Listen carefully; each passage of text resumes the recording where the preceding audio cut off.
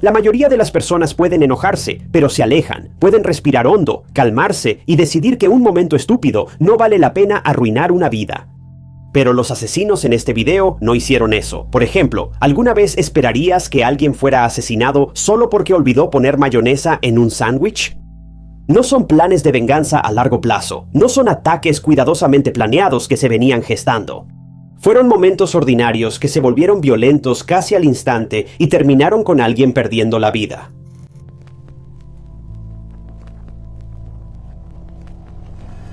Nathan Morris era el tipo de hombre que parecía hecho para la responsabilidad, un hombre que nunca sabía cuándo rendirse. Era esposo, padre, ingeniero, Eagle Scout, cinta negra, y según quienes lo conocían, era el tipo de persona que haría casi cualquier cosa por las personas que amaba. Pero más que todo eso, Nathan era un papá. Y en el momento de su caso, estaba casado con su esposa Becky, y juntos tenían 2 hijas pequeñas, Molly y Zoe. Y por todo lo que ha dicho la familia de Nathan, esas pequeñas eran el centro de su mundo. Le encantaban las partes tranquilas de ser padre, como dar paseos por el vecindario, jugar con legos, pasar tiempo con su familia, hacer esas cosas pequeñas y normales que no parecen importantes en el momento, hasta que un día te das cuenta de que esos eran los momentos que más importaban. Y eso es lo que hace que este caso sea tan perturbador, porque Nathan no estaba buscando problemas, no estaba en un lugar peligroso, no estaba involucrado en una pelea, una disputa o algún conflicto de larga duración. Estaba caminando por su propio vecindario con su esposa e hijos. Eso era todo. Solo una mañana normal de sábado, una caminata familiar normal, un momento normal entre un padre, una madre y sus 2 hijas. Y luego, en cuestión de segundos, esa caminata tranquila se convirtió en uno de los peores momentos de sus vidas. Porque solo unas casas más adelante de la casa de Nathan, una de sus hijas hizo algo tan pequeño y tan común que la mayoría de las personas no lo habría pensado 2 veces. Ella tocó un montón de mantillo, pero para un hombre en ese vecindario eso fue suficiente. Suficiente para salir enojado, suficiente para escalar la situación y suficiente para convertir un momento inofensivo que involucraba a una niña en algo irreversible. Nathan había pasado gran parte de su vida tratando de proteger a las personas. Se preocupaba por su familia, su comunidad e incluso por la seguridad escolar de niños como sus propias hijas. Pero el 10 de agosto de 2024, ese peligro no vino de una amenaza obvia. Vino de un vecino, y todo comenzó por un montón de mantillo.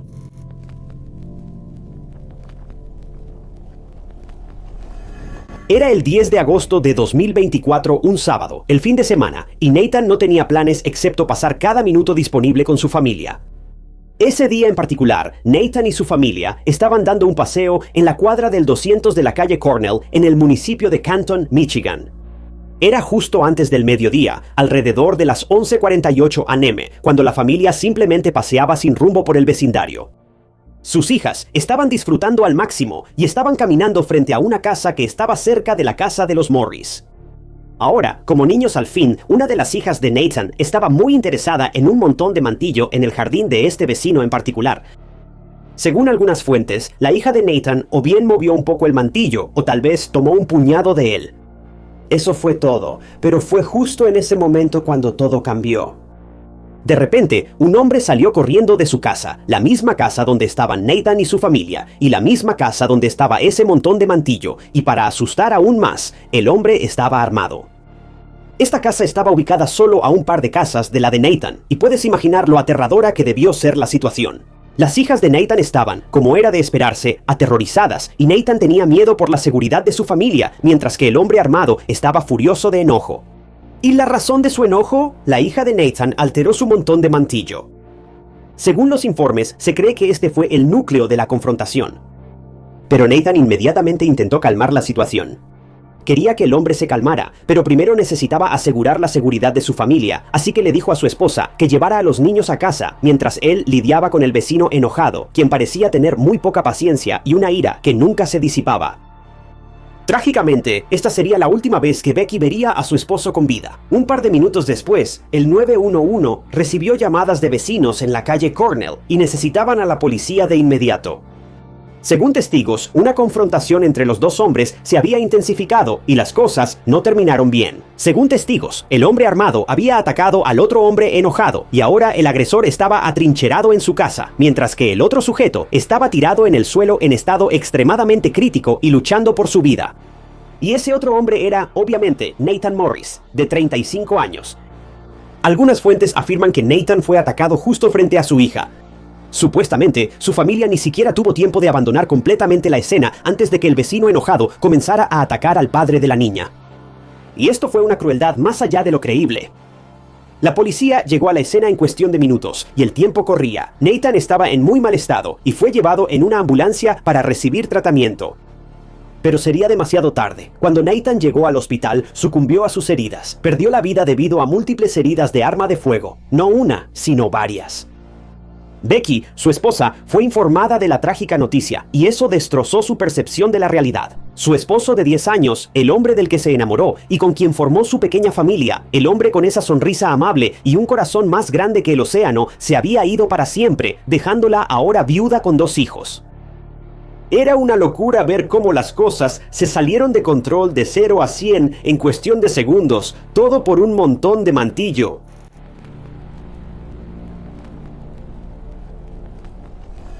La persona que la policía quería esposar estaba actualmente atrincherada dentro de su casa. Afuera de la casa, lo único que se podía ver eran oficiales de policía, patrullas y luces intermitentes. La policía le ordenó al hombre armado que saliera de la casa y se entregara, y durante un tiempo hubo un enfrentamiento tenso que continuó. Pero después de un par de minutos, el hombre sí salió. Llevaba puesta una camisa blanca o de color claro y pantalones deportivos grises, y tenía las manos en alto mientras repetía: «Alabado sea el Dios Todopoderoso». Pero con alabanzas o sin ellas, Dios no intervino. El hombre fue detenido de inmediato y lo subieron a una patrulla de la policía. La policía sabía lo que había pasado, pero necesitaban más respuestas. Necesitaban saber por qué este hombre atacó a Nathan, qué pudo haber pasado que llevó a que las cosas escalaran así. Bueno, el hombre en cuestión es Devereaux Christopher Johnson, de 47 años y vivió en el mismo vecindario que los Morris durante los últimos 12 años. Pero déjame decirte algo ahora, si no te habías dado cuenta, Devereaux no era para nada un vecino agradable. Así que él estuvo involucrado en muchas peleas con los vecinos antes. Supuestamente sufría de problemas de salud mental, incluyendo esquizofrenia, pero también tenía un largo historial criminal. Estuvo involucrado en agresiones no solo contra vecinos, sino también contra oficiales de policía y funcionarios judiciales. También tenía cargos por delitos sexuales de los años 90 en Nevada, así como en Illinois. Era un tipo intimidante. Los vecinos hacían todo lo posible por evitar a este sujeto porque dondequiera que iba causaba problemas y malos actos. Según los vecinos, cualquiera que siquiera tuviera un contacto accidental con él no estaba a salvo de sus insultos verbales extremos. En pocas palabras, Devereaux era el forajido del vecindario y nadie quería tener nada que ver con él. Y todos lo evitaban activamente. Él aterrorizaba a cualquiera que lo mirara a él o a su casa por demasiado tiempo, y simplemente era desagradable estar con él. Tampoco fue una sorpresa que fuera bien conocido por la policía gracias a sus delitos violentos. Bueno, su historial criminal mostraba que en el año 2023 agredió a un empleado de la ciudad y durante sus comparecencias posteriores en la corte por esa agresión fue arrestado nuevamente por agredir a un oficial de policía y luego por agredir a un funcionario de la corte. Obviamente fue condenado por los crímenes que cometió y puesto en libertad condicional, pero esa libertad condicional fue eliminada poco antes del ataque a Nathan. Para decirlo claramente, Devereaux salió y cometió delitos varias veces, y casi siempre solo recibió un castigo leve por ellos. Las sentencias no eran nada comparadas con el peligro que representaba para la comunidad. Este tipo era una bomba de tiempo ambulante, y tenía cargos graves por delitos sexuales en su contra, y aún así no lo tomaban en serio. Y ahora, esto había sucedido. Devereaux no dudó en amenazar abiertamente a una familia y quitarle la vida a un hombre inocente solo porque la hija de la víctima tocó su mantillo. Pero no es como si alguien lo hubiera hecho a propósito o hubiera causado un daño grave, solo era una niña tocando el mantillo. Los niños tienden a meterse en los asuntos de todos. Literalmente, eso es lo que hacen, esa es su característica principal. Devereaux pudo haber hecho cualquier cosa, haberle enseñado al niño de manera amistosa, decirle a la niña que no estaba bien hacer eso, incluso haber tenido una conversación sana y productiva con los padres, o simplemente poner un letrero para decirle a la gente que no toque su mantillo. Cualquier cosa hubiera sido mejor que lo que le hizo a Nathan. Bueno, cuando la policía interrogó a Devereaux, él les dijo a los oficiales que atacó a Nathan porque su hija tocó el mantillo. Así de simple, no negó nada, les contó exactamente la misma historia que te acabo de contar. Pero ojo, en ese momento los oficiales no sabían la razón por la que atacó a Nathan, pero cuando se enteraron, se quedaron boquiabiertos. Esto tiene que estar entre las razones más insignificantes por las que alguien ha cometido un crimen. Pero al final, Devereaux fue arrestado y acusado de asesinato en primer grado y posesión ilegal de un arma de fuego. Y después de ser acusado, fue llevado a la corte donde, como lo imaginaste, se declaró inocente.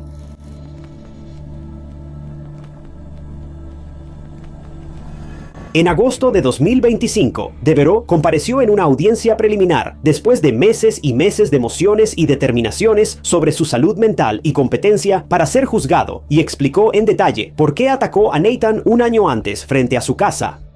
Y como todos sabemos, la pila de mantillo fue la razón, pero en esa audiencia preliminar, Devereaux le contó a todos algo sobre lo que nunca antes había dado detalles. Afirmó que Nathan lo estaba amenazando y diciéndole insultos despectivos e insultándolo por su raza, lo que solo dejó a Devereaux con una sola opción: disparar y protegerse de Nathan. Devereaux literalmente jugó la carta de la etnia después de haber matado a alguien por tierra. Esa fue su defensa y la razón por la que hizo lo que hizo.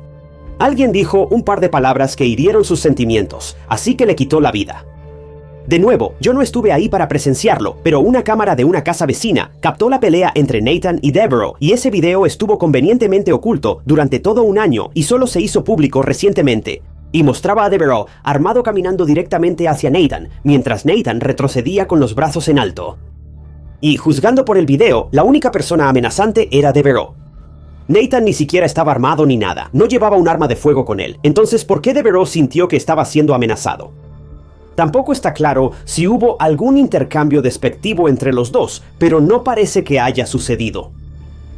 Solo Nathan y Devereaux saben lo que pasó ese día, y ahora una persona ya no está aquí para contar su versión de la historia, y la otra está en la cárcel por el asesinato de la víctima. Pero según la evidencia que está disponible públicamente y el resultado general del caso, es más que trágico que un padre de 2 hijos, que era muy respetado en la comunidad, haya perdido la vida así por un montón de mantillo. Al final, Becky y los niños se mudaron del vecindario, y es comprensible, porque ¿por qué querrían quedarse en un lugar como este donde perdieron al miembro más importante de su familia?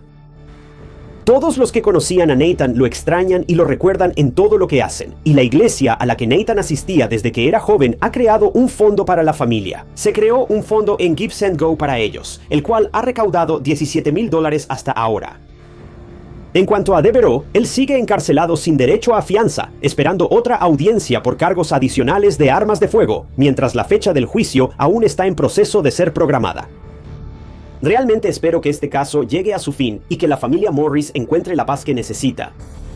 No sabemos cuándo sucederá eso, pero no podemos hacer nada más que esperar e intentar correr la voz.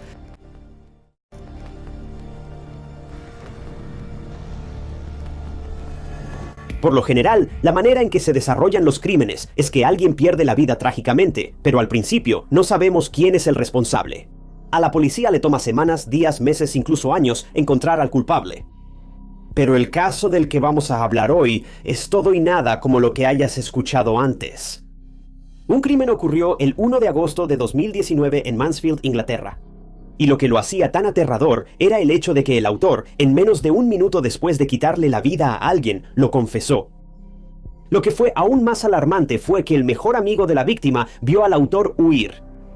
El terrible y desconcertante caso de Liam Gray, de 18 años, podría parecer sencillo y directo, pero es mucho más escalofriante, perturbador y cruel de lo que podrías imaginar. Bienvenido a Historias de Crímenes Reales. Si estás harto de los canales narrados por inteligencia artificial, aburridos y demasiado dramáticos, entonces has llegado al lugar correcto. Aquí en Historias de Crímenes Reales hacemos las cosas un poco diferente, más parecido a un documental tradicional de crímenes reales de años pasados. Así que si te interesa el estilo clásico de crímenes reales, dale al botón de suscribirte. Es totalmente gratis y te mantendrá al tanto de todos mis futuros casos. Liam Peters, mejor conocido como Liam Gray, nació en 2001, hijo de Joanne y Tony Peters. Liam tenía 2 hermanas, una mayor llamada Paige y una menor llamada Madison, y un hermano menor llamado Frey. La familia de Liam era muy unida, y su mamá Joanne describía a Liam como un niño alegre y despreocupado. Liam era el tipo de persona que amaba hacer bromas y tenía una personalidad que siempre hacía sonreír a todos. Una de las características de Liam era hacer reír a todos. De repente, empezaba a cantar una canción de los Backstreet Boys y su familia decía que tenía un corazón de oro. Liam también era muy relajado y siempre hacía lo posible por incluir a todos, y su personalidad contagiosa y brillante lo hacía sumamente agradable. Cuando Liam era adolescente, conoció a una chica llamada Sean a través de un amigo en común, y los dos se llevaron increíblemente bien desde el principio. Liam y Sean, aunque eran muy jóvenes, simplemente conectaron y nunca hubo un momento aburrido o incómodo en sus citas. Eran súper compatibles el uno con el otro y se puede decir con seguridad que realmente estaban enamorados. Su relación de 3 años tomó un giro muy serio cuando Liam se enteró de que iba a ser papá. Aunque muchas personas de su misma edad habrían salido corriendo al escuchar esta noticia, Liam estaba extasiado. Liam, con su personalidad amable, gentil y cariñosa, nació para ser papá, y todos en su familia y círculo de amigos sabían que Liam iba a manejar todo muy bien. De hecho, cuando Sean le dio la noticia a Liam, él se emocionó mucho y se puso muy feliz. Se podía decir con seguridad que Liam esperaba con ansias este nuevo, emocionante y diferente capítulo de su vida. Pero Liam, aunque su vida personal iba de maravilla, estaba teniendo dificultades en la escuela, así que decidió mudarse con su abuelo, John, a quien cariñosamente llamaban Pops, en su casa de la calle Gladstone en Mansfield.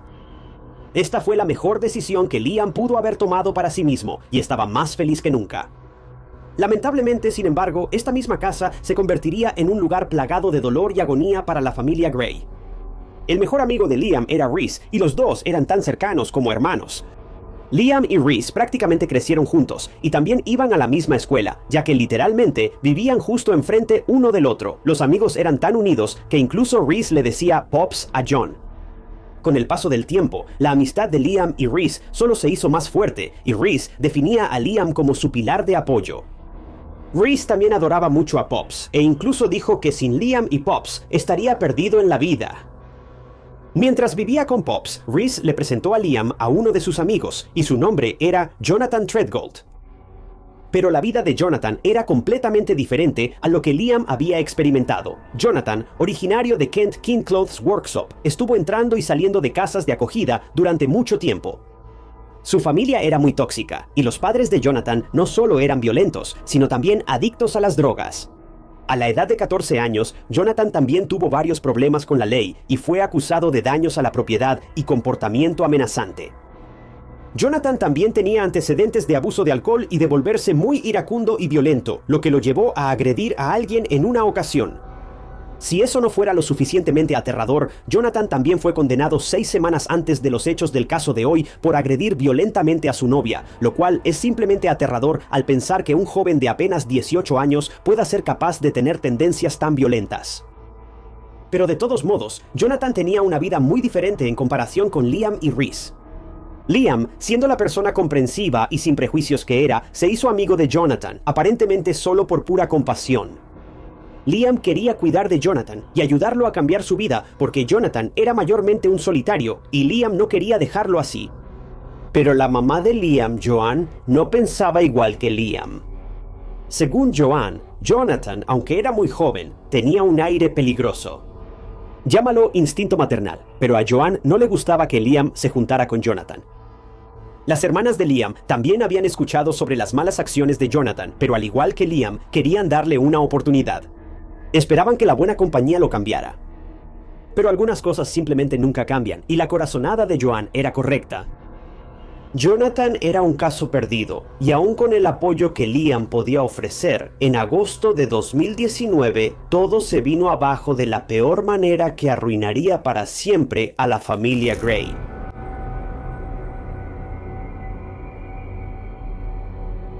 En cuanto Liam se enteró de que iba a ser padre, experimentó un cambio milagroso. Quería ser el mejor padre para su hijo, así que Liam decidió asumir la responsabilidad. Quería enfocarse en construir un mejor futuro para su familia en crecimiento. Según Reese, Liam estaba feliz como nunca después de escuchar esta noticia y quería hacer todo lo posible para proveer para su hijo. Avanzando al 18 de julio de 2019, Liam y Sean dieron la bienvenida a una niña sana, a quien llamaron Isla Page. Liam, en cuanto tuvo a su bebé en brazos, supo lo que era la felicidad. Ahora era un padre joven, y aunque iban a haber muchos desafíos, la pareja estaba decidida a enfrentarlos juntos y salir adelante. A raíz del nacimiento de su bebé, Liam decidió mudarse de Mansfield a Birmingham con su novia para empezar su vida desde cero. Esta noticia, por más emocionante que fuera para la familia de Liam, también los entristeció. Liam había vivido cerca de su familia todo este tiempo, y ahora que se iba a mudar a unos 105 kilómetros de distancia, lo iban a extrañar. Sabiendo que se mudaría en unos días, Liam decidió pasar el resto de su tiempo con sus dos amigos más cercanos, Rhys y Jonathan. El 1 de agosto de 2019 fue un día caluroso de verano en Mansfield, y el trío había hecho planes para divertirse mucho en la casa del abuelo de Liam antes de que él se fuera a Birmingham. Los amigos pasaron tiempo en el jardín, cantando, divirtiéndose y haciendo videos en Snapchat. Liam, Rhys y Jonathan luego fueron a una tienda local para comprar alcohol. Planeaban llevarlo de regreso a la casa de Pop y pasar la noche allí. Liam incluso sugirió que Jonathan, de 17 años, se cambiara de ropa casual por algo más bonito y le prestó un par de sus jeans para que se viera más presentable, ya que el trío tenía planes de pasar el rato en un pub local. De camino al pub, Rhys recibió un mensaje en su teléfono y era del novio de la hermana de Jonathan. Ahora, el contenido de este mensaje no está claro, pero juzgando por la reacción de Liam y su grupo, podría haber sido algo fuerte o tal vez inapropiado. Liam, al ver el mensaje, criticó verbalmente al novio y defendió a la hermana de Jonathan. Ahora, podrías pensar que Jonathan se sentiría orgulloso de esta acción, ya que uno de sus mejores amigos está apoyándolo a él y a su hermana. Pero la reacción de Jonathan fue completamente opuesta a lo que esperarías. Jonathan arremetió violentamente contra Liam, y los dos tuvieron una discusión verbal que pronto escaló hasta el punto en que Liam, harto del comportamiento extraño de Jonathan, le sugirió que debía irse si iba a seguir actuando así. Jonathan estaba furioso y apenas pudo controlar su ira antes de salir del parque y regresar a la casa de Liam en la calle Gladstone. Después de calmarse, Liam se sintió mal por lo que le había dicho a Jonathan y sugirió que él y Rhys regresaran a la casa para reconciliarse. Era el último día de Liam en Mansfield y no quería dejar a Jonathan, su mejor amigo, de mal humor, lo cual realmente demuestra cómo era Liam como persona. Aunque la reacción de Jonathan no tenía justificación y fue absurda, por decirlo menos, Liam quería arreglar las cosas e irse en buenos términos. Después de que Liam y Rhys llegaron a la casa de Pop, quien estaba en la sala, Liam entró para hablar con Jonathan a solas, mientras Rhys esperaba afuera en el jardín. Rhys esperaba que los dos jóvenes salieran de la casa en cualquier momento, habiendo hecho las paces y arreglado las cosas. Pero nada pudo haber preparado a Rhys para lo que presenció unos momentos después. No había pasado ni un minuto desde que Liam desapareció dentro de la casa, y Rhys vio a un Jonathan claramente angustiado salir corriendo por la puerta principal. Rhys apenas registró las palabras que salieron de la boca de Jonathan, que fueron «Lo maté». Jonathan salió corriendo y Rhys, después de recuperarse del impacto inicial de todo lo ocurrido, se apresuró a entrar a la casa y lo que vio quedó grabado para siempre en su mente. Rhys se dirigió al comedor y vio a Liam sosteniendo un paño de cocina contra su pecho, la cual estaba empapada de sangre. Cerca del cuerpo de Liam había un enorme cuchillo de cocina. Liam estaba pálido y pronto se desplomó en el suelo. Con Liam estaba su abuelo, John, tratando de detener la hemorragia y manteniendo presión sobre la herida, mientras le pedía a Rhys que llamara a los servicios de emergencia lo antes posible. Rhys no podía creer la escena horrible frente a él. En piloto automático, llamó a emergencias y de inmediato enviaron una ambulancia y a la policía al lugar. Los paramédicos llegaron casi de inmediato e intentaron salvar la vida de Liam. Todavía respiraba, pero tenía el pulso débil y había perdido mucha sangre. En un momento, los paramédicos tuvieron que mantener manualmente el corazón de Liam latiendo. Mientras los paramédicos luchaban con todas sus fuerzas para salvar a Liam, algunos oficiales fueron enviados para atrapar a Jonathan, y el resto, junto con Rhys, fueron a la casa de la mamá de Liam, Joanne, para darle la aterradora noticia de que su hijo había sido atacado. Joanne y las hermanas de Liam quedaron profundamente impactadas al escuchar esta noticia. Liam solo se estaba divirtiendo con sus amigos antes de irse a Birmingham con su familia, y ahora el joven padre había sido atacado de la nada y estaba luchando por su vida. Mientras tanto, la policía que estaba tras Jonathan recibió una llamada de alguien. Era el dueño de una tienda de sándwiches local, y según él, un joven había saltado la pared de su tienda y luego le confesó que estaba involucrado en una situación violenta y que había atacado a una persona en defensa propia. El chico incluso le mostró al dueño de la tienda marcas de rasguños en el estómago, levantándose la camisa. Este chico obviamente era Jonathan.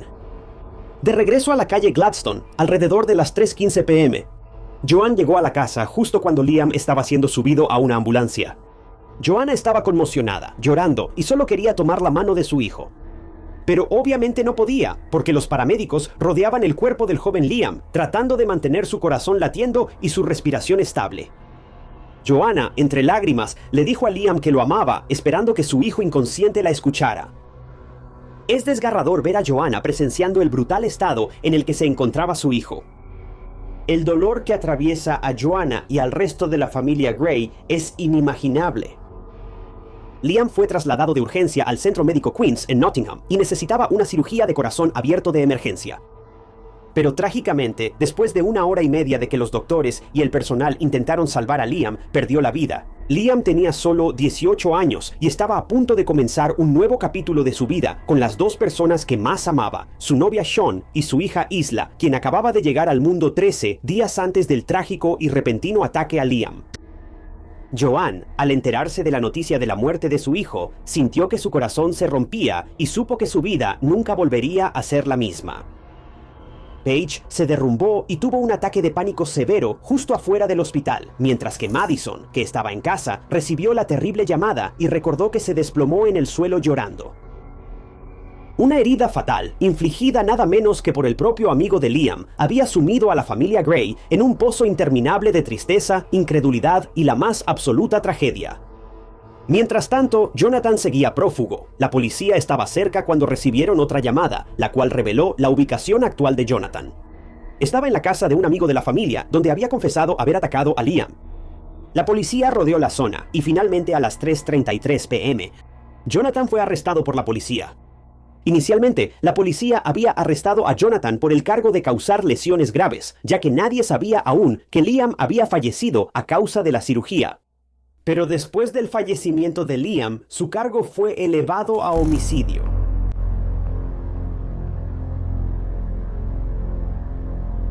Lo que resultaba tan indignante era que Jonathan se mantuvo en la versión de que actuó en defensa propia. Según Jonathan, Liam fue quien lo atacó primero, y por temor a perder la vida, Jonathan le arrebató el cuchillo de la mano a Liam y lo atacó antes de huir. Curiosamente, mientras estaba detenido en una celda, a Jonathan le hicieron una prueba para medir su nivel de alcohol en la sangre. Ahora, ten en cuenta que habían pasado varias horas desde la última vez que bebió y desde que fue arrestado, pero los resultados mostraron que su nivel de alcohol seguía siendo 3 veces superior al límite legal para conducir. Este hombre estaba más que borracho, ya ni siquiera estaba en este planeta. Pero después del trágico fallecimiento de Liam, los médicos realizaron una autopsia y lo que encontraron fue absolutamente desconcertante.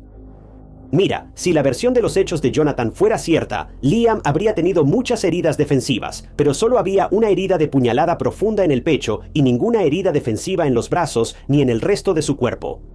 La herida fatal en el pecho de Liam también decía mucho sobre cómo fue atacado Liam.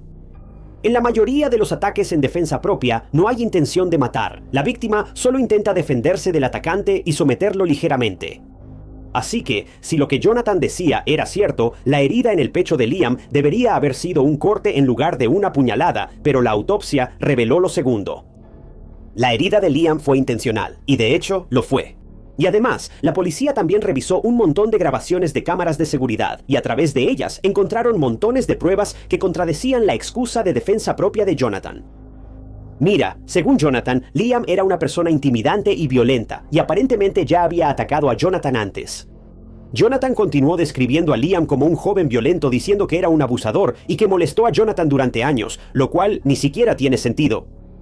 Pero cuando la policía revisó las grabaciones de las cámaras de seguridad del trío comprando alcohol en el supermercado, no había nada fuera de lo común. Si no cuentas el hecho de que Jonathan estaba sin camisa en un lugar público, claro.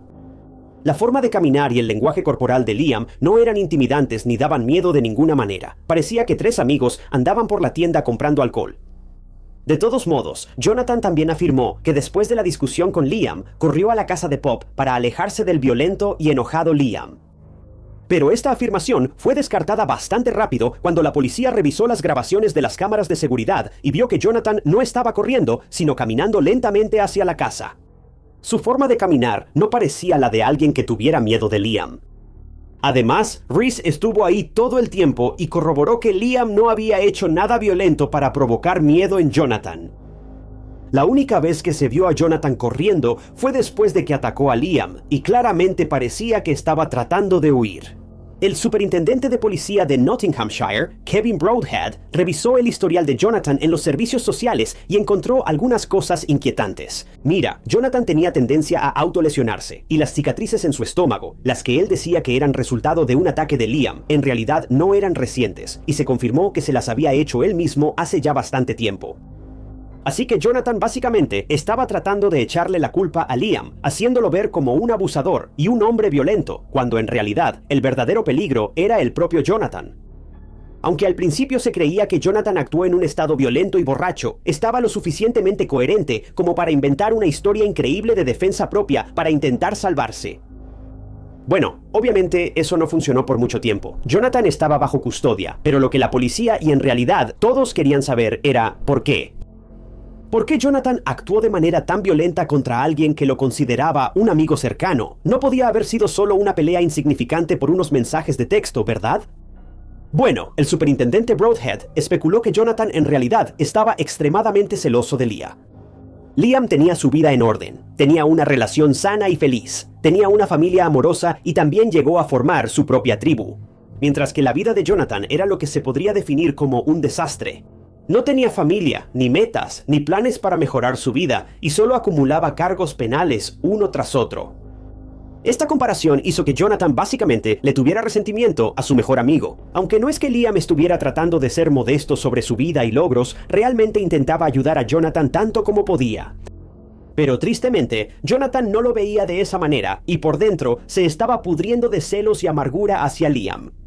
Ahora, ten en cuenta que todo esto es especulación, ya que Jonathan no ha hecho ninguna confesión y sigue manteniendo que actuó en defensa propia. De cualquier manera, el juicio de Jonathan se llevó a cabo el 1 de noviembre y para colmo fue juzgado como menor de edad, ya que técnicamente tenía menos de 18 años cuando cometió el crimen. Esto fue bastante molesto para Joanne y la familia Gray, así como para el público en general, porque todos querían ver que Jonathan fuera castigado por lo que le hizo a Leah. Para aumentar la ira y la devastación de todos, Jonathan se declaró inocente de los cargos, y esto llevó a que se realizara otra autopsia al cuerpo de Liam a petición de la defensa. Para Joanne, fue muy doloroso ver que la paz de su hijo se perturbara una y otra vez. Ella solo quería que Jonathan enfrentara las consecuencias y poder dejar atrás esta pesadilla.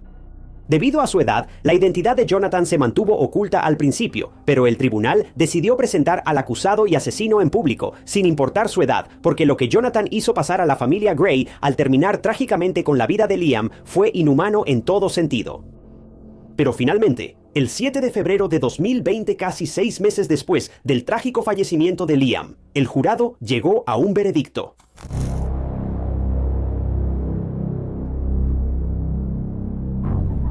Mientras la sala del tribunal esperaba con gran expectación, el jurado leyó que Jonathan fue declarado culpable. Y 3 días después, el 10 de febrero, fue sentenciado a cadena perpetua con un mínimo de 16 años. Jonathan, durante todo el juicio, se mostró sin emociones, y lo único que dijo después de que se dio el veredicto fue, «Está bien».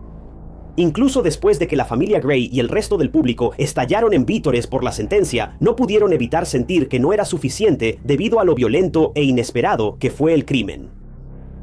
Tras el fallecimiento prematuro de Liam, el domingo 18 de agosto de 2019, se realizó un evento de recaudación de fondos para cubrir los gastos del funeral de Liam, ayudar a su hija pequeña y hacer una donación a una organización benéfica contra los delitos con arma blanca. Se creó una página de GoFundMe para recaudar 5,000 libras y ayudar a la familia Gray a despedirse de Liam. Y en el funeral, el ataúd de Liam estaba cubierto con los colores del Liverpool Football Club, su club favorito, y fue llevado en una carroza tirada por caballos. Lo más desgarrador fue que el abuelo de Liam, John, quien presenció el ataque a su querido nieto, le rindió homenaje a Liam, lleno de remordimiento y culpa por no haber podido salvarlo. John continuó diciendo, cito, «Te extraño terriblemente. Traté mucho de ayudarte. Mi mejor esfuerzo no fue suficiente, y lo siento mucho». Es devastador ver a John derrumbarse, reviviendo su intento de salvar la vida de Liam en ese fatídico día, el 1 de agosto. Él realmente hizo todo lo posible por salvar a Liam, pero no creo que ninguna palabra logre convencer al abuelo de que no es su culpa. La novia de Liam, Sean, ella estaba hecha un desastre. Sean ha hecho una caja de recuerdos para Isla que contiene fotos, recuerdos y álbumes de recortes de Liam. Y ella promete que Liam no será olvidado e Isla lo recordará para siempre, aunque su tiempo con ella fue increíblemente corto. Jonathan, alguien a quien Liam conocía y a quien quería ayudar desesperadamente, le robó a la familia, que antes era feliz, cada momento de alegría que Liam podría haber compartido con ellos. Solo podemos esperar que la familia de Liam, incluida su hija, pueda intentar superar esta tragedia y abrirse camino hacia la sanación. Una discusión trivial, resentimiento o lo que haya sido. Liam no merecía que le arrebataran la vida de manera tan brutal, y mucho menos a manos de alguien a quien consideraba su amigo. No puedo evitar sentir un poco de remordimiento por Jonathan también, porque su vida fue difícil de principio a fin. Pero eso no significaba que tuviera que tomar malas decisiones como lo hicieron sus padres y sus compañeros. Él tenía sus propios pensamientos, sus propios deseos y su propia capacidad para tomar buenas decisiones, pero eligió no hacerlo. Eso en sí mismo es devastador. Se supone que los amigos son las personas que te animan en tus éxitos. Se dice que un vínculo construido sobre la confianza y el respeto es el más fuerte, pero lo que Jonathan tenía con Liam estaba muy lejos de ser una amistad, porque las personas bendecidas con amistades reales y sólidas nunca tienen que pasar por lo que el joven Liam pasó. Liam se esforzó mucho por ayudar a mejorar la vida de Jonathan, pero a cambio, Jonathan terminó con la de Liam.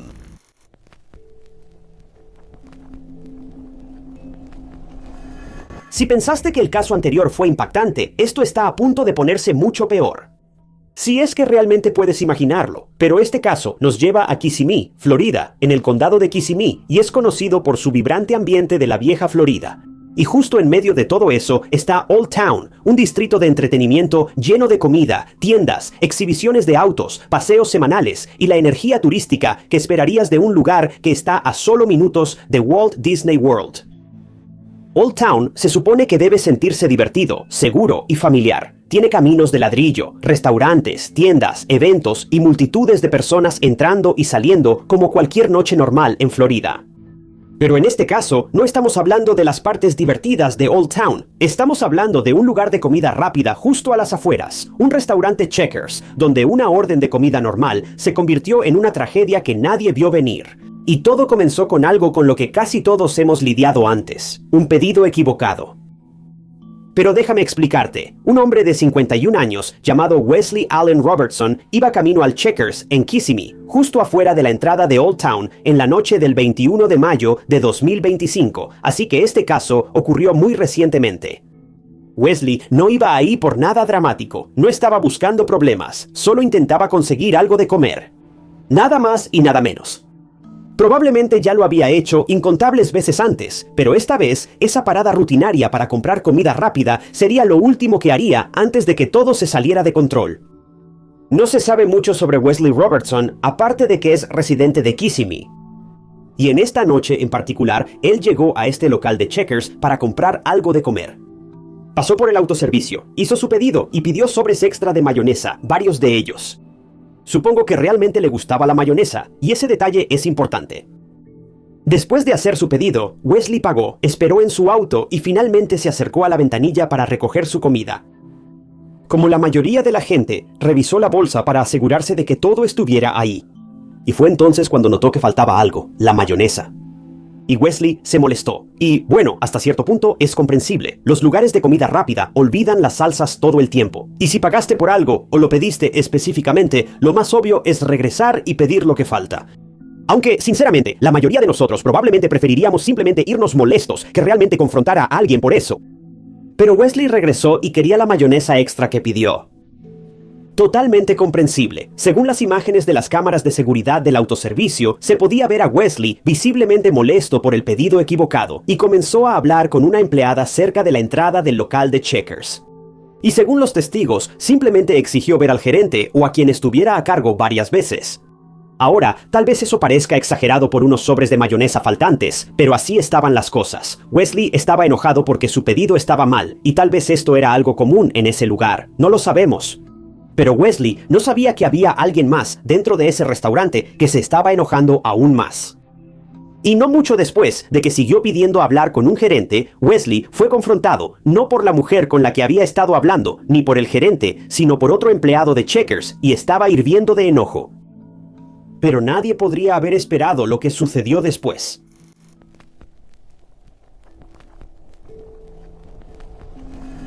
Alrededor de las 10:10 p.m., mientras Wesley todavía estaba afuera quejándose con la trabajadora y pidiendo ver al gerente, las cámaras mostraron a un hombre saliendo por la ventana del autoservicio y luego caminando hacia la parte delantera del restaurante donde Wesley estaba parado.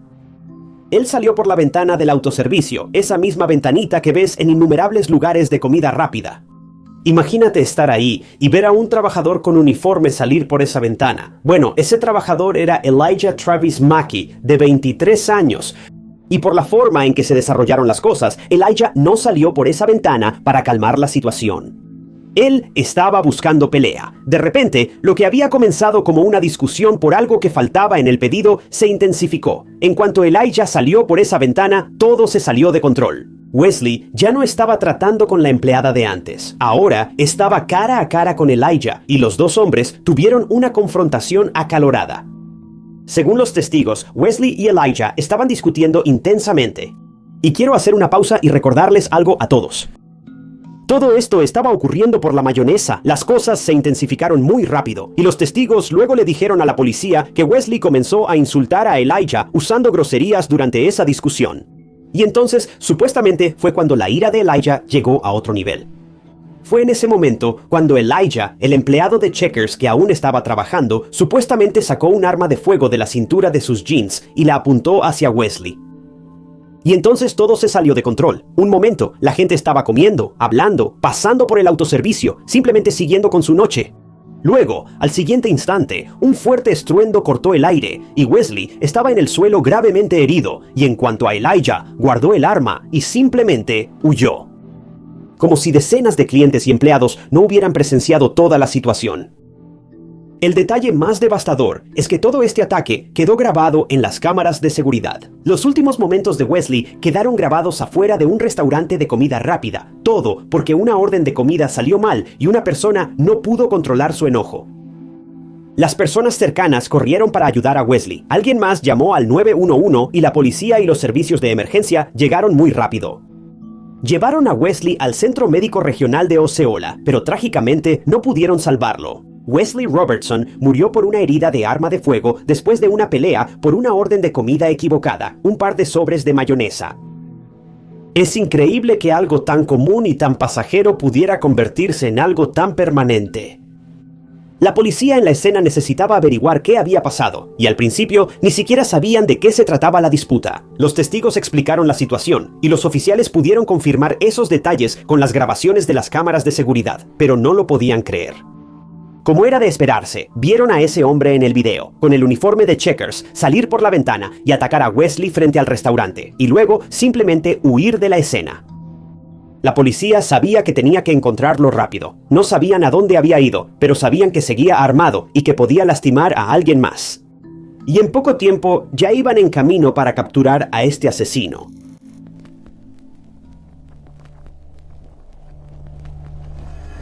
Tras este ataque, el Checkers en Kissimmee fue cerrado temporalmente. La gente estaba sorprendida, pero al principio no porque supieran lo que había pasado. Muchos de ellos no tenían idea de que un cliente había sido atacado ahí. Solo vieron el letrero de cerrado al día siguiente. Los clientes llegaban esperando comida rápida, solo para encontrar el restaurante cerrado. Y cuando se enteraron de lo que había pasado afuera de ese mismo edificio la noche anterior, la conmoción fue abrumadora. La gente calificó el ataque como una locura e increíble, y sinceramente eso es exactamente lo que fue. Lo que comenzó como una disputa normal, si es que se le puede llamar así, por una salsa faltante en un pedido de comida, terminó con el cliente asesinado. Y la persona presuntamente responsable ahora estaba prófuga. Los restaurantes cercanos y los trabajadores estaban horrorizados por la brutalidad de lo que había sucedido la noche del 21 de mayo. Se suponía que iba a ser una noche entre semana como cualquier otra, pero en cambio se convirtió en la noche en que una discusión en un restaurante de comida rápida terminó en tragedia. Y mientras todo esto sucedía, la policía seguía buscando a Elijah. Bueno, al día siguiente, el 22 de mayo, lo encontraron. Elijah se había estado escondiendo debajo de una escalera en Celebration Suites, a solo unos minutos del lugar del ataque en Old Town. Cuando los oficiales lo arrestaron, Elijah les dijo que estaba armado. Y la policía lo revisó y efectivamente recuperaron la misma arma de fuego que creían que se había usado contra Wesley. Y luego, mientras esposaban a Elijah, él preguntó por Wesley. Sus palabras exactas fueron: ¿el tipo está bien? Pero Wesley no estaba bien. La policía entonces llevó a Elijah a la estación para interrogarlo y querían saber exactamente qué había pasado, cómo la confrontación se intensificó y por qué una disputa por mayonesa desaparecida terminó con la muerte de un hombre. Casi de inmediato, Elijah le contó a la policía lo que había pasado. Dijo que atacó a Wesley con un arma de fuego durante esa acalorada confrontación verbal. Pero según él, la razón por la que perdió el control fue porque Wesley lo insultó durante esa discusión, y eso fue el detonante. Wesley lo insultó, Elijah perdió el control y en cuestión de segundos, una queja por comida rápida se convirtió en un caso de asesinato. Fue así de simple, pero igual de horrible. Y ahora Elijah enfrentaba cargos de asesinato.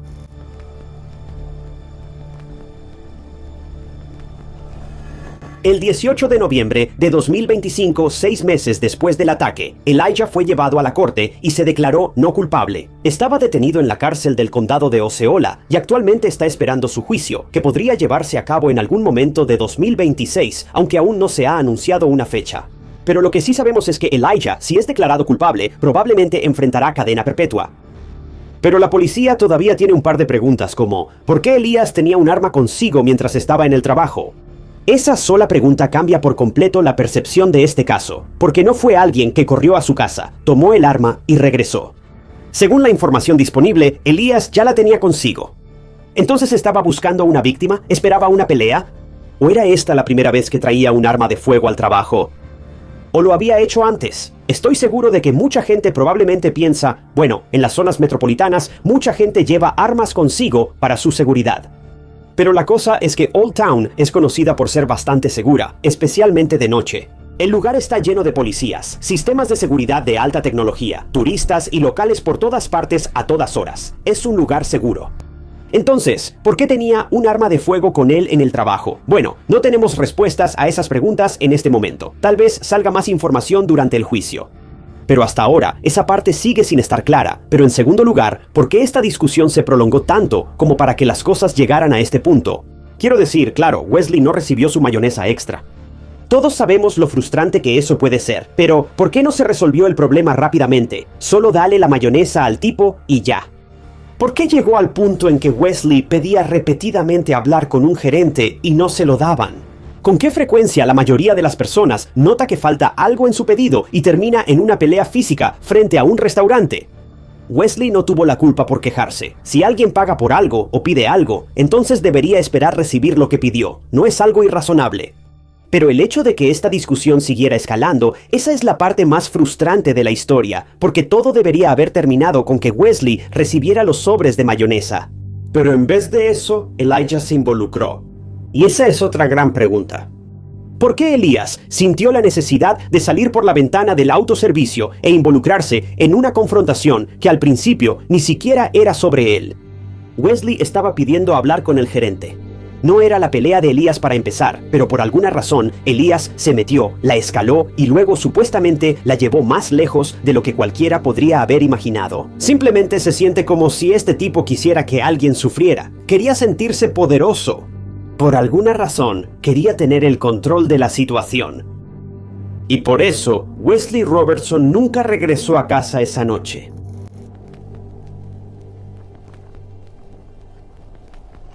¿Y si descubrieras que la persona que más amas llevaba una doble vida? Los investigadores dicen que eso es exactamente lo que le pasó a Morgan McGaffrey. Cuando los detectives llegaron a la escena del crimen, se encontraron con una visión increíblemente sombría.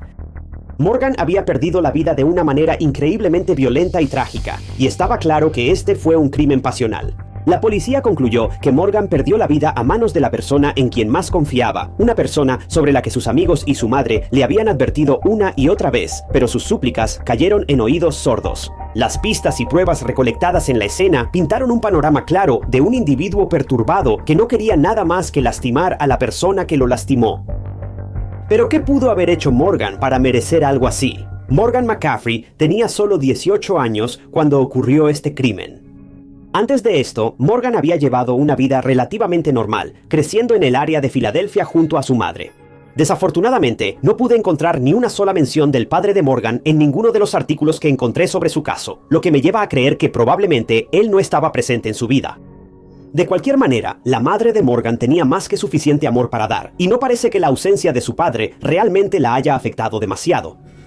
Morgan siempre le iba bien en la escuela, tenía montones de amigos que la apoyaban y en general le estaba yendo muy bien. Ella creció en la cuadra del 3500 de la calle Oakmont en Mayfair, Pensilvania. Ahora, Mayfair no es un pueblo muy conocido, pero está ubicado a solo unas 10 millas de Filadelfia, así que aún tendrías acceso a todas las comodidades modernas que una gran ciudad tiene para ofrecer. En general, Mayfair parece un pueblo maravilloso, no hay mucho crimen, y es conocido por ser un pueblo de clase trabajadora, y en general, un excelente lugar para criar una familia, y eso es exactamente lo que hizo la señora McGaffrey. El verano antes de que ocurriera el crimen, Morgan y su madre decidieron mudarse de Mayfair y, en su lugar, compraron una casa en Abington, un pueblo que todavía está bien, pero ciertamente no es tan ordenado como Mayfair. Más o menos al mismo tiempo, Morgan acababa de graduarse de la preparatoria Academia Nazareth. La Academia Nazareth es conocida por ser una escuela solo para chicas que está muy firmemente basada en la fe católica. Reciben estudiantes de todo el estado de Pensilvania e incluso tienen una tasa de aceptación universitaria del 100% y Morgan fue una de esas estudiantes aceptadas. Después de graduarse de la Academia Nazareth, comenzó a postularse a universidades que ofrecían programas de odontología y fue aceptada rápidamente en Manor College, que se encuentra en Jenkintown, Pensilvania, a solo unos 7 minutos de su nuevo hogar en Abington. Decir que las cosas iban bien para Morgan, bueno, eso ni siquiera empieza a describirlo. Morgan estaba increíblemente emocionada por su futuro. Pero más que nada, estaba emocionada por compartir ese futuro con su novio, Gilberto el III. Ahora, no sabemos cuándo o cómo se conocieron Morgan y Gilberto, especialmente considerando que Morgan había estado en una escuela solo para chicas hasta ese momento, pero sabemos que los dos habían estado saliendo durante aproximadamente un año cuando finalmente aceptaron a Morgan en la universidad. Pero desafortunadamente, Morgan nunca tendría la oportunidad de compartir esos recuerdos universitarios con Gilberto, porque muy pronto sucedió lo impensable.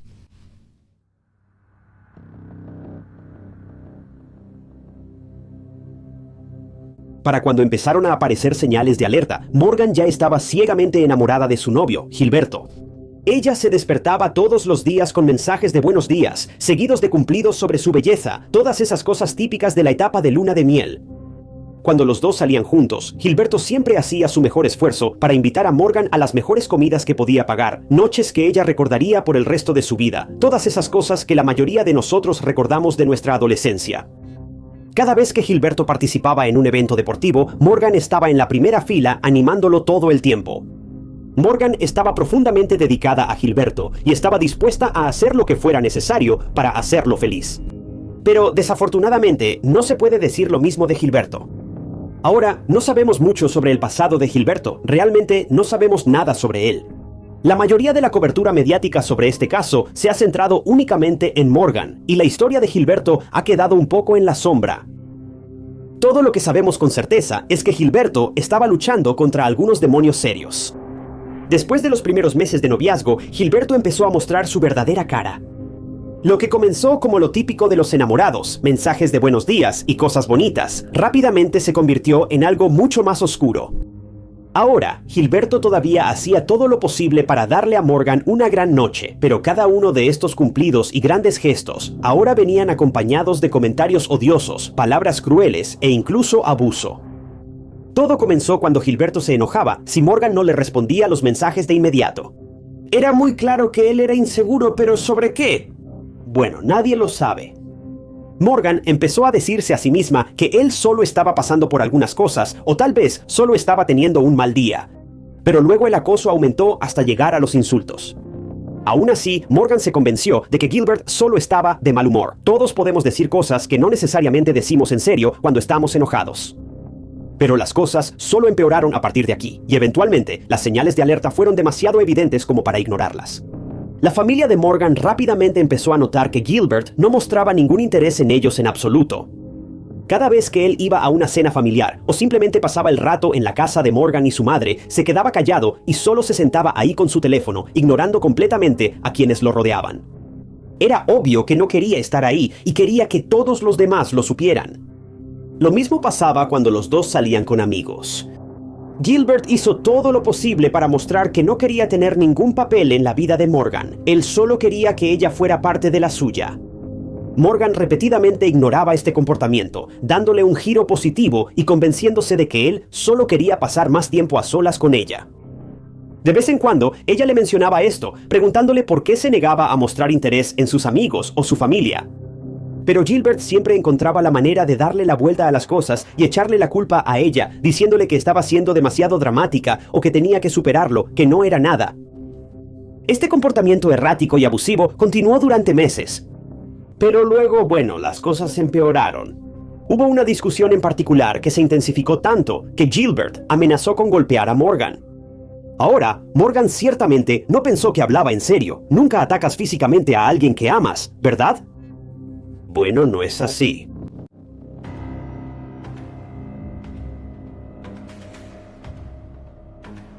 Hay una línea muy delgada entre la traición y tus amigos. Morgan lo aprendió de la manera difícil.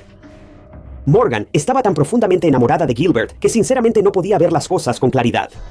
Todos sus amigos se unieron para apoyarla e hicieron todo lo posible por hacerle ver el comportamiento cada vez más violento de Gilbert, pero sinceramente ella no podía verlo. Ella no tenía idea de lo mal que se habían puesto las cosas. El problema era que Gilbert no actuaba así todo el tiempo. Había semanas, a veces meses, en los que todo estaba bien. Él era el hombre perfecto que decía todo lo correcto, hacía todo lo correcto, pero de repente esos demonios salían como de la nada. Los dos podían estar riendo y pasándola increíble, pero de repente algo lo hacía enojar y empezaban las amenazas y el odio, como si estuvieran en una zona de guerra.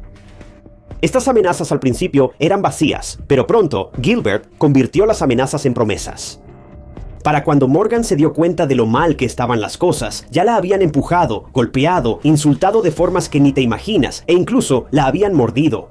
Morgan simplemente no podía entender cómo Gilbert era capaz de hacerle esto a alguien a quien decía amar, a alguien que no hacía más que apoyarlo y ayudarlo en todo lo que podía. La cosa es que Morgan había sido lastimada gravemente en el pasado por una ruptura y nunca lo vio venir, y no quería infligir ese nivel de castigo, ese dolor a otra persona, aunque realmente lo mereciera. Simplemente no era así.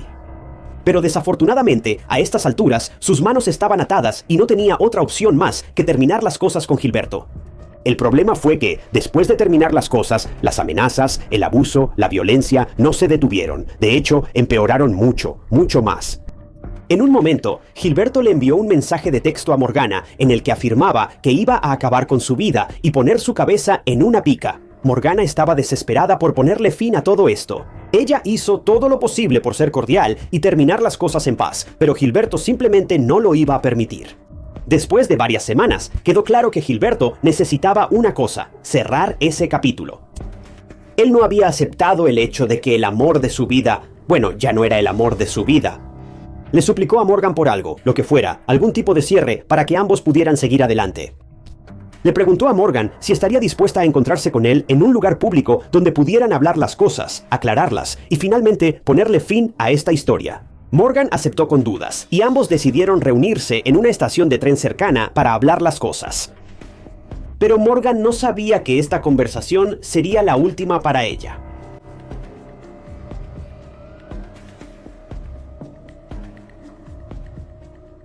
Era el 27 de julio de 2020, Morgan y Gilbert habían decidido reunirse en la estación de tren Meadowbrook para finalmente dejar las cosas en paz.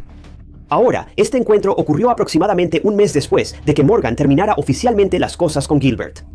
De hecho, algunas fuentes sugieren que pudo haber sido más bien 2 meses después de que terminaron. Realmente no podemos decirlo con certeza, pero ambos llegaron a la estación de tren a las 7:30 am. Pero Gilbert tenía algunos planes interesantes para intentar convencer a Morgan de que volviera con él. Ahora, los eventos que ocurrieron en la estación de tren han sido muy debatidos y nadie sabe realmente qué sucedió exactamente ahí. Gilbert había demostrado ser poco confiable en cuanto a su versión de los hechos, pero según su versión de la historia, antes de dirigirse a la estación de tren ese día, tomó 2 cuchillos de cocina del bloque de cuchillos de su madre, los escondió y luego se dirigió a la estación de tren. Ahora, podrías estar pensando que esto prueba que tenía planes de lastimar a Morgan y que todo fue premeditado, pero eso no es en absoluto lo que estaba a punto de suceder aquí. Según Gilbert, ideó un plan en el que atraería a Morgan a la estación de tren y luego usaría los cuchillos para amenazar con quitarse la vida. Si Morgan intentaba detenerlo, eso probaría que todavía le importaba. Si no lo hacía, bueno, tendría su respuesta. Pero esto no fue lo que sucedió en absoluto. Según los investigadores, los dos habían estado hablando en la estación de tren durante unos 45 minutos. Todo el tiempo, Morgan estaba buscando una oportunidad para irse.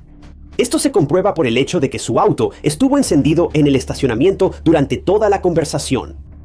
Probablemente pensó que sería una despedida rápida de 5 o 10 minutos y luego cada uno seguiría su camino. Pero Gilbert simplemente no cedía. Morgan nunca tuvo la intención de lastimar a Gilbert, ni emocional ni físicamente, pero finalmente admitió que nunca volvería con él, porque ya había empezado a salir con alguien más. Para este punto, Gilbert estaba furioso. Empezó a insultar a Morgan, pero esta vez, ella ya había tenido suficiente. Se acercó a él y lo abofeteó. Luego le escupió, y fue entonces cuando salieron los cuchillos, pero Gilbert no los usó contra sí mismo. En cambio, en un ataque de ira, los dirigió hacia Morgan. Un transeúnte en realidad presenció este ataque y de inmediato llamó a la policía, que llegó a las 8:15 am. Desafortunadamente, para cuando llegaron ya no había nada que pudieran hacer. Morgan había recibido al menos 30 puñaladas y fue dejada tirada en el concreto junto a su auto, que seguía encendido para escapar rápidamente. Pero Morgan nunca saldría de la estación ese día.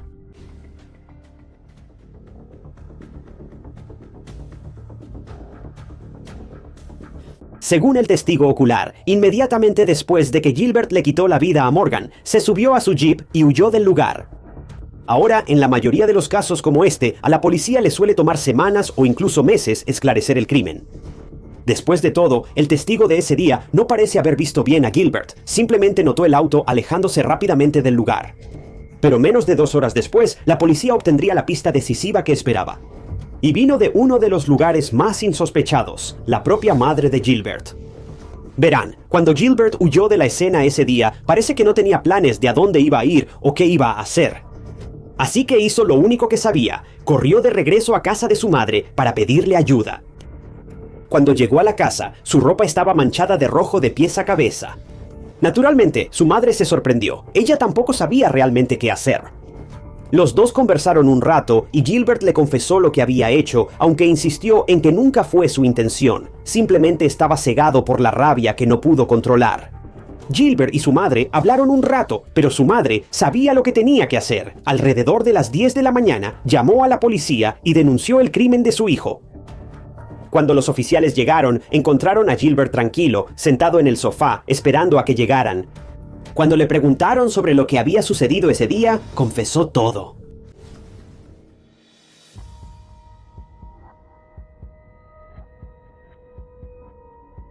Ahora, en el juicio, las cosas simplemente se volvieron totalmente ridículas. Ahora, trato de evitar decir cosas así cuando se trata de casos de este tipo, pero tengo que ser honesto contigo, tanto Gilbert como su abogado, no sé a quién creían que estaban engañando.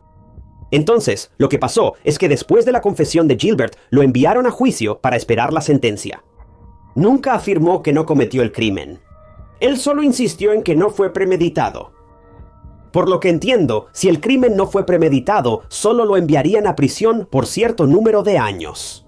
Si el crimen fue premeditado, probablemente lo condenarían a cadena perpetua. En el juicio, su abogado hizo todo lo posible para convencer al jurado de que esto fue simplemente un crimen pasional, de ira, no uno que hubiera sido cuidadosamente planeado durante los 2 meses que Gilbert y Morgan llevaban separados. Su abogado habló con el jurado y admitió abiertamente que Gilbert era, cito, un idiota, un chico inmaduro, pero no alguien que planeara cuidadosamente un crimen así. Insistió ante el jurado que Gilbert había reaccionado con ira ese día y que los 2 cuchillos estaban destinados a usarse contra sí mismo. Pero no me creo esto ni por un segundo. Pidió al jurado que considerara, cito, la carga mental con la que cargaba este acusado. Pero fue entonces cuando los mensajes de texto se presentaron ante el tribunal. Ahora, tal vez recuerden que hace un momento mencioné un mensaje de texto que Gilbert envió, en el que le dijo a Morgana que quería exhibir su cabeza en un pivote. Bueno, este no fue el único mensaje que él envió que sonaba así. De hecho, envió otro mensaje y dijo específicamente: te voy a apuñalar en el cuello 57 veces. Cuando lo confrontaron sobre esto, su abogado simplemente dijo: es un niño, dice muchas cosas. Luego afirmó que Gilberto era un buen chico con buen carácter. Ahora, en casos como este, no es raro que un jurado delibere durante horas y horas, a veces días. Pero en este caso, el jurado deliberó solo durante 2 horas antes de llegar a un veredicto: culpable en primer grado. Gilbert no miró a nadie a los ojos cuando se leyó su sentencia, solo se quedó mirando al suelo en silencio. Iba a pasar el resto de su vida en prisión, una sentencia obligatoria para delitos de primer grado en Pensilvania. Luego, a la madre de Morgan se le permitió hacer una declaración, la cual dirigió directamente a Gilbert. Ella dijo, cito: esto no es solo una cadena perpetua para ti, esta es una cadena perpetua que nos impusiste a todos nosotros. Te odio, siempre te odiaré y nunca volveré a decir tu nombre. Y yo, por mi parte, ciertamente espero que haya cumplido con esta declaración y que nunca vuelva a hablar de ese monstruo. Aunque, después de esta tragedia tan perturbadora, la madre de Morgan, Catalina, ha hecho todo lo posible por usar los recuerdos de su hija de una manera positiva. Catalina fundó el programa Luz de Morgan, con el cual busca crear conciencia sobre las relaciones tóxicas y la violencia doméstica. Catalina viaja por todo el estado hablando con las generaciones más jóvenes sobre los peligros de las malas relaciones y lo rápido que pueden salirse de control. Ella comparte la historia de Morgan, el impacto que su pérdida tuvo en su vida y cómo la situación se pudo haber evitado fácilmente si Morgan hubiera tenido el conocimiento y las herramientas para terminar la relación mucho antes de lo que lo hizo. La cosa es que la historia de Morgan puede haber terminado, pero si eres víctima de una situación como esta, tu historia no tiene por qué terminar así. Ahora, no soy de los que dicen termina, sigue adelante, ríndete y corta tus pérdidas. Yo creo que todos pueden cambiar si se les da el espacio y el tiempo adecuados, y tal vez incluso un ultimátum. Si alguien quiere cambiar, si está dispuesto a cambiar, va a cambiar. Pero no te permitas terminar en una situación como la de Morgan, donde sigues aferrándote a la esperanza de que las cosas van a mejorar cuando claramente no lo harán. Busca la ayuda que tú o tu pareja necesitan antes de que las cosas se salgan de control. Si eres víctima de violencia doméstica, hay ayuda disponible.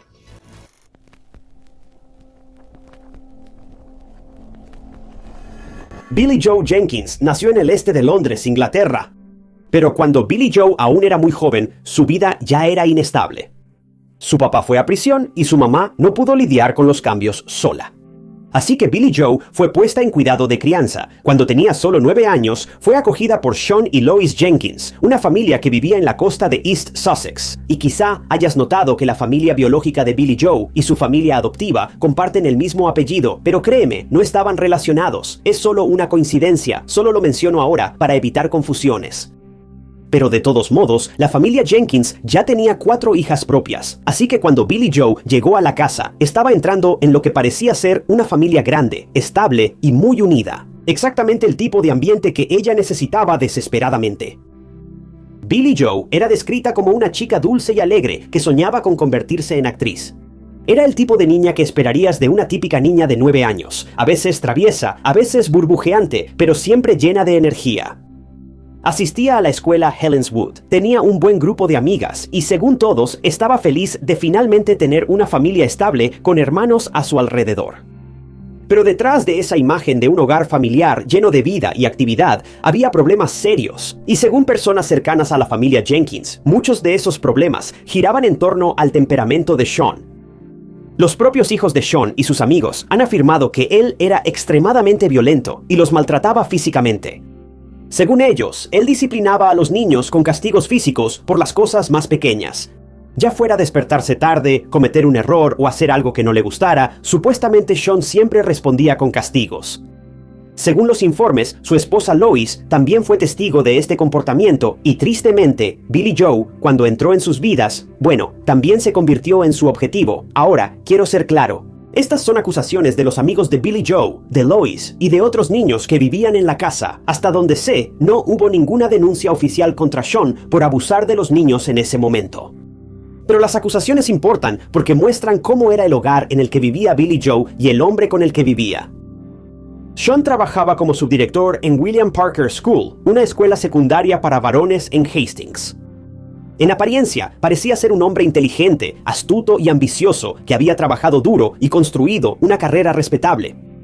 Pero después se reveló que Sean había mentido sobre algunos aspectos de sus credenciales en su currículum para conseguir ese trabajo que tenía. Afirmó que tenía puros 10, pero en realidad la mayoría de sus calificaciones eran 8 y 7. Afirmó que tenía un título en inglés con teatro, pero después se reveló que en realidad su título era en educación física. También afirmó que había estudiado en una prestigiosa universidad de Londres, cuando en realidad se graduó de la Universidad del Este de Londres. Y la razón por la que menciono esto no es solo para criticar el currículum de alguien. Importa porque establece algo importante sobre Sean.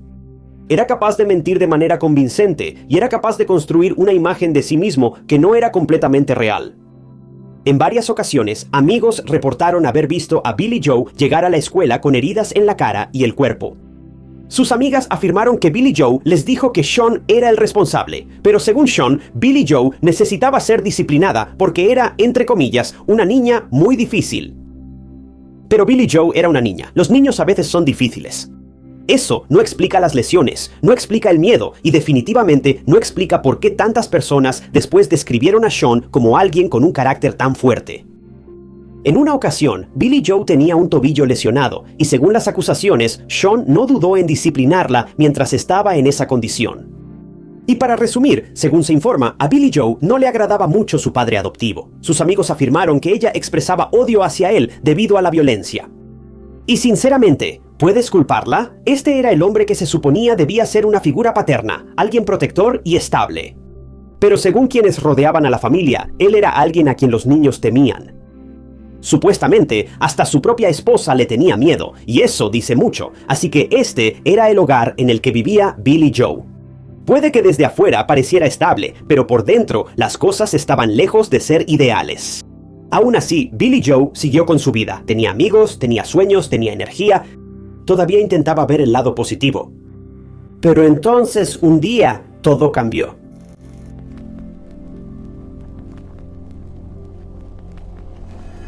La familia Jenkins vivía en el 48 de Lower Park Road en Hastings, en East Sussex.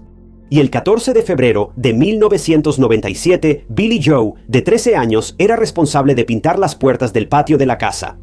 Pero el día no comenzó de manera tranquila. Sean y Lois habían tenido una discusión relacionada con Billy Joe después de regresar a casa de un viaje. Billy Joe había estado poniendo música a todo volumen, y cuando Sean le pidió que la bajara, ella no hizo caso, y eso, según se informa, lo enfureció. La evidencia también mostró que Sean estaba enojado después de que Billy Joe manchó las ventanas con pintura. Y, frustrado, le dijo a Billy Joe que su pintura era un desastre. De nuevo, ella tenía 13 años, por supuesto, no iba a pintar las puertas del patio perfectamente. Pero según lo que vino después, ese pequeño error se convirtió en otro punto de tensión en una casa que ya estaba llena de ella. Ahora, según Sean, él salió de la casa para recoger a 2 de sus hijas de una clase de música, mientras Billy Joe se quedó para seguir pintando las puertas y ganar un poco de dinero extra. Sean afirmó que después de regresar a casa con las 2 hijas, se dio cuenta de que necesitaban más aguarrás para la pintura. En ese momento, según él, las 2 hijas todavía estaban esperando en el auto, mientras Billy Joe y Sean estaban juntos dentro de la casa durante un par de minutos. Entonces, solo para dejar clara la línea de tiempo, Sean fue a recoger a las hijas y regresó a casa. Según él, Billy Joe todavía estaba vivo en ese momento, y sus hijas estaban esperando en el auto, mientras Sean y Billy Joe estaban dentro de la casa. Cuando Sean salió de nuevo, se subió al auto y llevó a las niñas a la tienda de bricolaje cercana. Bueno, ahí es donde la línea de tiempo empieza a volverse un poco extraña. Por alguna razón, Sean tomó una ruta muy larga para llegar a la tienda. También estuvo conduciendo sin rumbo durante un tiempo en un estacionamiento cercano antes de regresar a casa. Y recuerda, según él, todo este viaje fue solo porque necesitaban más aguarrás para la pintura. Bueno, algún tiempo después, Sean y las chicas regresaron a casa, y según Sean, en cuanto entró, encontró a Billy Joe sin vida en el jardín trasero. La habían matado con una estaca de hierro para tienda de campaña que uno de los niños había dejado ahí más temprano ese día. No pudieron salvarla, y sus heridas eran extensas. Ahora, a partir de este momento, el caso se vuelve extremadamente extraño. Primero que nada, Sean no llamó a la policía de inmediato. Pensarías que su primer instinto debería ser llamar a la policía después de encontrar a su hija gravemente herida, pero en vez de eso, salió y cerró el techo de su auto convertible. ¿Por qué? Bueno, sé tanto como tú. Ahora, tal vez fue por el shock. La gente hace cosas extrañas cuando está en shock, pero incluso después de eso, Sean todavía no llamó a la policía. En vez de eso, fue a la casa de un vecino, y fue el vecino quien le dijo que pidiera ayuda. Y fue entonces cuando Sean finalmente llamó. Pero incluso entonces, las cosas eran extrañas. Mientras hablaba con el operador, Sean se negó a poner a Billie Joe en la posición de recuperación. Cuando le preguntaron si ella estaba respirando, sus respuestas eran vagas. Seguía diciendo, no sé, no he visto. Y luego, solo unos minutos después de encontrar a Billie Joe en el jardín, abrió la puerta para alguien y en lugar de estar histérico y suplicar ayuda o explicar que una niña acababa de ser atacada, simplemente dijo que no pasaba nada. Eso es sumamente extraño. Normalmente, cuando alguien descubre a un ser querido herido o muriendo, lo único en lo que piensan es en pedir ayuda, gritan pidiendo auxilio, hacen todo lo posible para salvar a esa persona. Pero según los detalles de este caso, Sean no actuó de esa manera. De nuevo, tal vez fue por el shock, tal vez por el pánico. Las personas reaccionan de manera diferente ante el trauma. Pero cuando combinas su comportamiento con todo lo demás, en este caso, se vuelve muy difícil no cuestionarlo.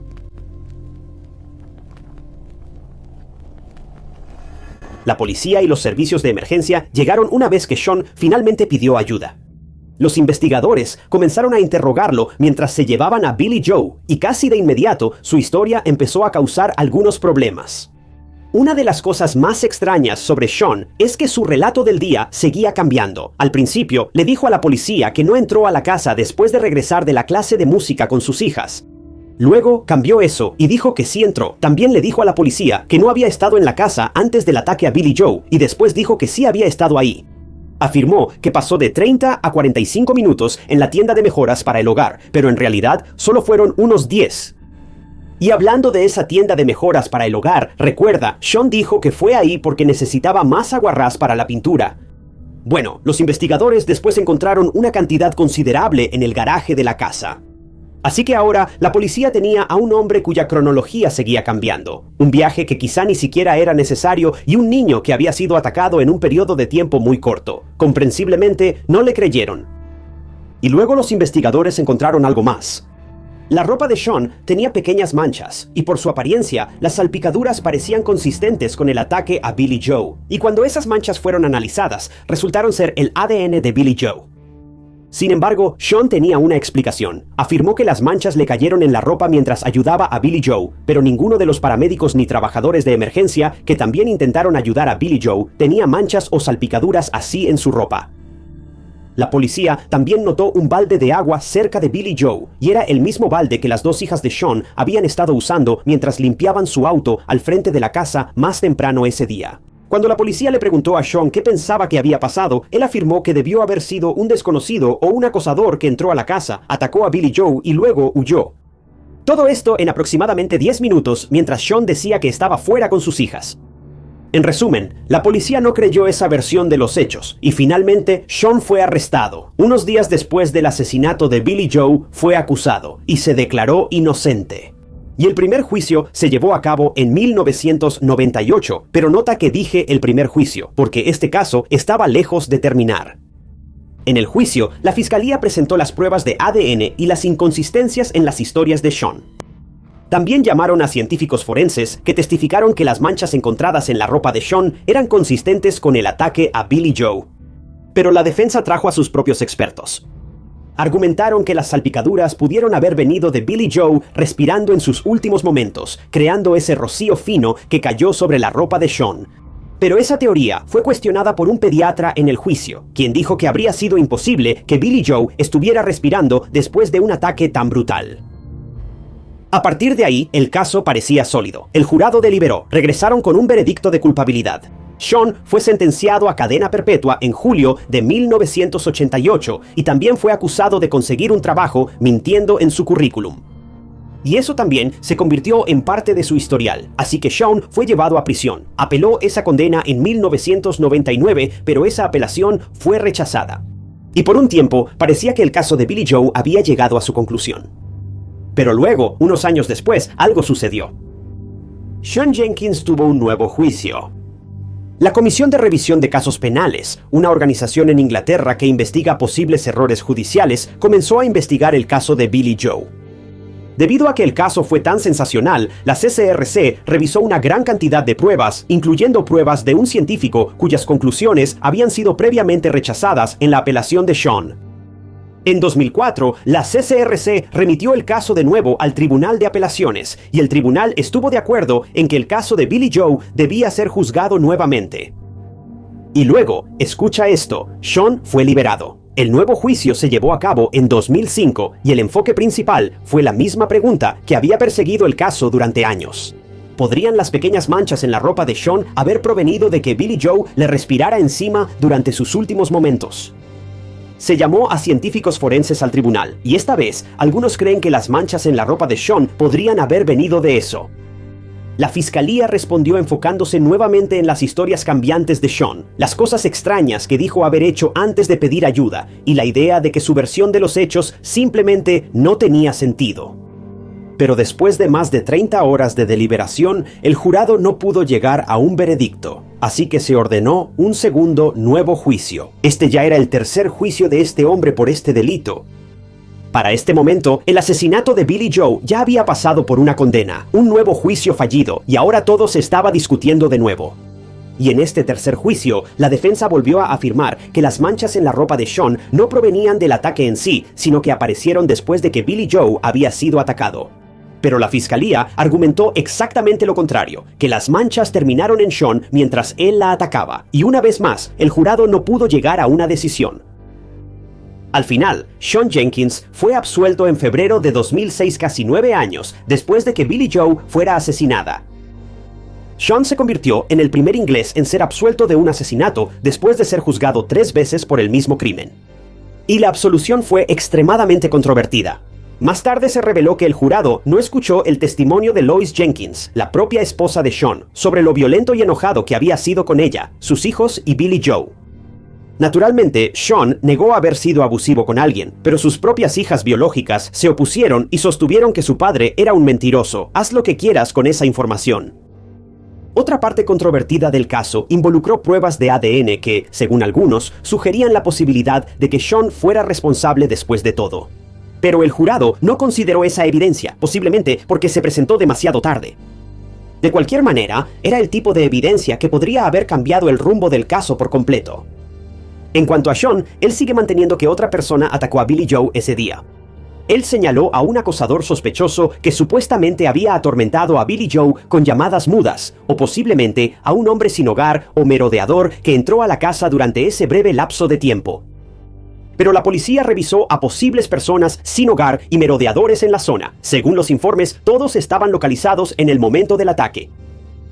Tras la absolución de Sean Jenkins, la policía de Sussex no planeaba reabrir la investigación ni impulsar otro nuevo juicio. Sin embargo, la familia biológica de Billie Joe cree firmemente que Sean es culpable y que se salió con la suya al asesinar a su hija. Han seguido luchando por justicia.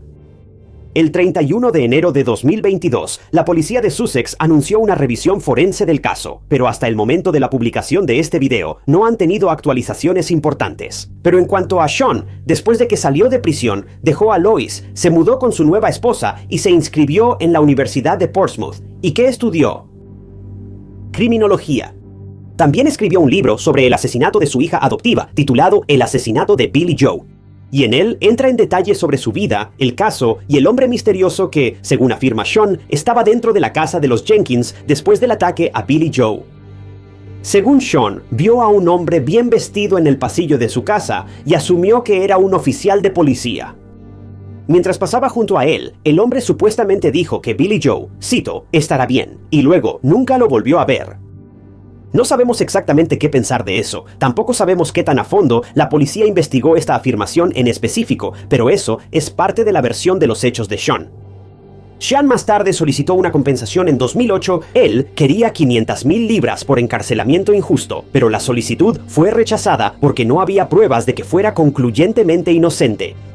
Solo había una negación plausible. Sean tampoco ha visto a sus hijas desde su arresto original, aunque dice que tiene esperanzas de reunirse con ellas algún día, pero dudo que eso suceda alguna vez, basándome en las acusaciones que han hecho en su contra, incluso quitando a Billie Joe de la ecuación por completo. Simplemente no creo que ellas quieran volver a ver a este hombre nunca más, mientras vivan. Este caso es un desastre. Debería haberse enfocado en Billie Joe, una niña de 13 años que perdió la vida en un ataque horrible. Pero en cambio, el caso se vio consumido por nuevos juicios, pruebas disputadas, historias cambiantes, acusaciones, apelaciones y discusiones sobre si el sistema de justicia lo hizo bien la primera vez o falló por completo. Y a través de todo eso, un hecho permanece. El asesinato de Billie Joe sigue sin resolverse. No sabemos quién atacó a Billie Joe, una joven que solo quería ser actriz y que ya había pasado por mucho en su vida. No sabemos si fue Sean, el padre adoptivo con un supuesto temperamento volátil que pudo haber perdido el control por un problema con un niño, o si fue ese supuesto acosador, merodeador o el hombre misterioso que Sean afirmó que de alguna manera estaba involucrado. Pero Sean definitivamente es sospechoso, especialmente cuando ves las declaraciones de los testigos, las acusaciones de violencia, las tensiones que ya existían en la casa, las inconsistencias en su historia y la evidencia forense que en su momento ayudó a condenarlo. Pero sin importar lo sospechoso que parezca, fue absuelto en un tribunal de justicia. Y en lo que respecta al sistema legal, Sean Jenkins es inocente y está libre. Pero Billie Joe no lo está. A Billie Joe, la vida le repartió cartas muy duras. Ella buscó estabilidad en un hogar que no era el de su familia biológica, y aún así, siguió intentando vivir lo más alegremente posible. Ella tenía sueños, tenía amigos, tenía un futuro, y luego, en un lapso de aproximadamente 10 minutos, alguien perdió el control e hizo lo impensable. El asesinato de Billie Joe Jenkins todavía atormenta a Inglaterra por una pregunta aterradora. ¿Qué fue lo que realmente sucedió dentro de esa casa?